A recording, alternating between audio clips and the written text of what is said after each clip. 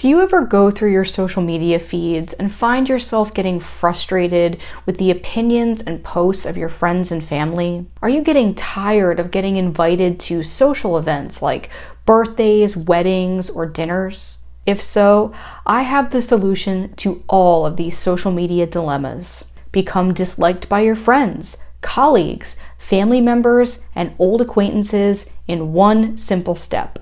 Join a multi-level marketing company.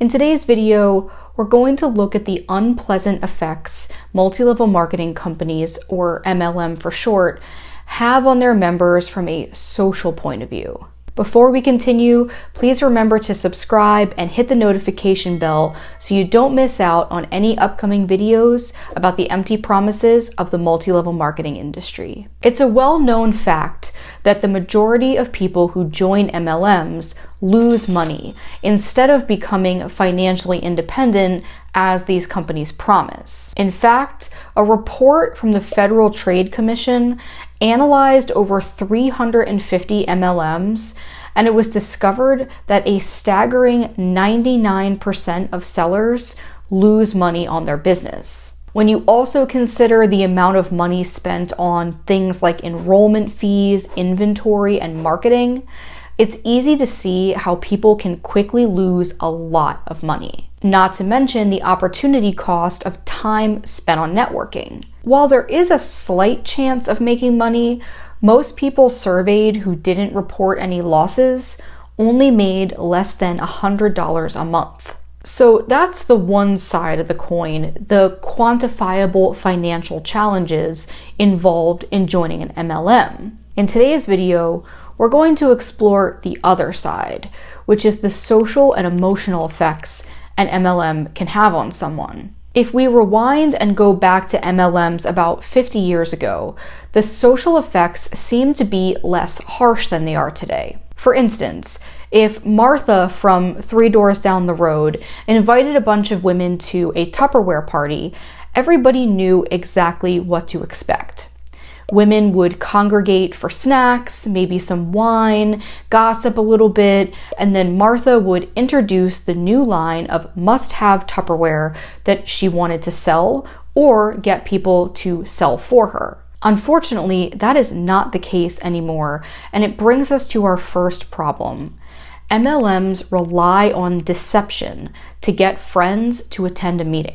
The odds of you getting invited to an event that is clearly defined as an MLM meeting are very slim. Most likely, you would get invited to a dinner or social gathering that you thought would be just a little get-together.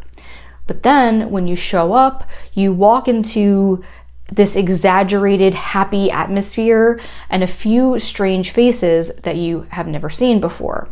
A few of them are probably the more experienced upline that are there to help your friend guilt trip you into buying something. Alternatively, you might get a direct message from a school friend or old work colleague that you haven't seen in a long time. After responding, you'd get an invite for drinks or coffee because they say they want to catch up. But again, when you get there, you will soon realize that the only reason this person contacted you was to corner you into an MLM sales pitch. In both cases, you were lured under false pretenses into an environment where you had less confidence and less chance of escape. A mixture of disappointment, self-doubt, and anger can follow something like this. You could be disappointed because maybe you were really looking forward to connecting with that person socially, and you also feel disappointed in yourself for being what you feel as duped so easily. Secondly, there's self-doubt or self-judgment. It can really mess with your head when you consider that the only reason this person got a hold of you was to try to sell you something. And then there's anger. You realize the whole deceptive process that they went through to lure you into a place or situation where you didn't want to be, and swear that you'll never end up being in that situation again. And that relationship will probably never be the same again and affects potential other people that might actually be reaching out to you to genuinely catch up after a long time. Back in the good old Tupperware days, there weren't social media channels available like there are today. Today, MLM members use social media to showcase their new persona once they've signed up for an MLM. They will stage a fantasy lifestyle to create this perception of overall happiness and success. And it feels like every single post aims to showcase a new product, the fantastic benefits, or the riches that they're making from being in an MLM. And this leads to my next point. MLMs promote harassment and pressure of friends and family. To explain this point, I'd like to quote licensed psychologist Robin McKay here. Expectation that you should buy from your friend, even if you don't want to or really need the product, whether they're fulfilled or not, can lead to resentments. And resentment, in turn, can create unnecessary conflict. You constantly see and feel annoyed by the invasion of business on your social media feeds, but you would feel guilty if you deleted the person, so you just tolerate it or hide all their stuff. You're harassed by sales pitches, but feel powerless to do anything about it. When it's a close friend or family member, you feel obligated to support them. And maybe you do like the product, but you don't like being pressured every month to repurchase it when you don't need it. But most likely, you won't want it to begin with, and then it feels like you can't win. If you buy it, you'll resent yourself and that person for being overcharged and bullied into something you didn't want in the first place. If you don't buy anything, then you feel guilty for not supporting them, and many times the friend will actively try to make you feel guilty by saying if you were a real friend, you would buy from them. Sean M. Davis, a therapist in Tampa, Florida, says, "When we market to our social network, we are selling items that have not been asked for, so the seller turns away from the friendship for the benefit of personal gain in the form of sales. For some, being sold an unwanted product is a cue that they don't get me. So we're prone to rewrite our history with this person into one that paints the seller as unkind, even if they've been a great friend in the past." The problem is that MLMs are very well trained in altering people's behaviors in an almost cult-like way. Friends and family are objectified as stepping stones or obstacles. The end goal of financial success becomes more important than anything, which leads to some of the social dilemmas that I mentioned above. What has always bothered me is that MLM companies usually pressure new participants to target friends and family first and aggressively.